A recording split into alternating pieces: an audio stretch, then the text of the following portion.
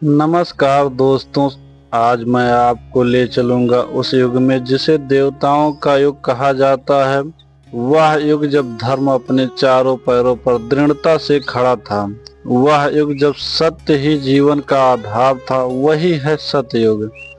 सतयुग केवल एक समय खंड नहीं था, बल्कि एक आदर्श जीवन शैली थी।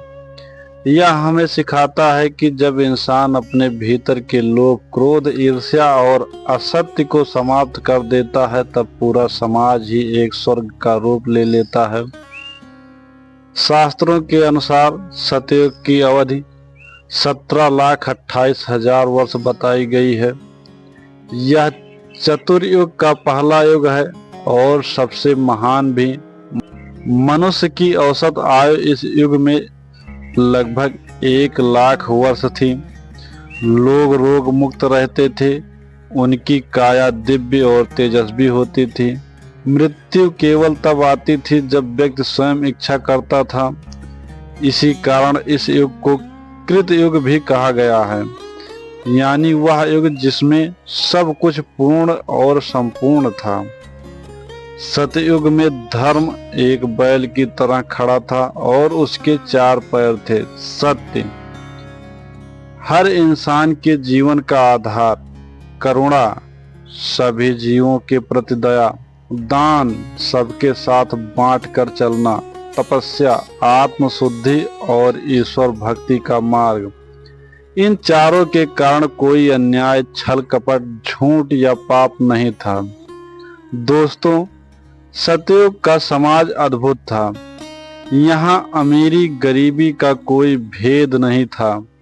राजा और प्रजा समान भाव से रहते थे। लोग परिश्रमी और संतुष्ट थे।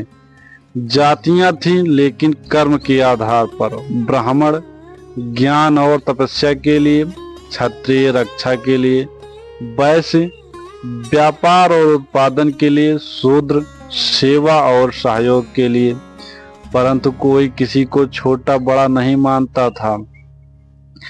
सतयुग में मनुष्य का जीवन सरल और सात्विक था। लोग फल फूल, अनाज और दूध से अपना जीवन चलाते थे। अहिंसा का पालन होता था। पशु हत्या नहीं होती थी। स्त्रियां पतिव्रता और पुरुष धर्मनिष्ठ होते थे। लोग वेदों का ज्ञान सहज ही प्राप्त कर लेते थे। हर मनुष्य का उद्देश्य था धर्म, अर्थ, काम और मोक्ष की प्राप्ति। दोस्तों, सतयुग का सबसे बड़ा गुण था योग और तपस्या। ऋषि मुनि हजारों वर्षों तक ध्यान में लीन रहते थे। कहा जाता है कि एक एक तपस्वी के पास इतनी शक्ति थी कि वे अपनी तपस्या से देवताओं को भी प्रभावित कर देते थे। इसीलिए सतयुग को योगियों और ऋषियों का स्वर्ण काल कहा जाता है। सतयुग में पृथ्वी उर्वर थी। नदियां अमृत जैसी थीं। वृक्ष कल्प वृक्ष की तरह फल देते थे। लोगों को जीवन यापन के लिए विशेष परिश्रम नहीं करना पड़ता था।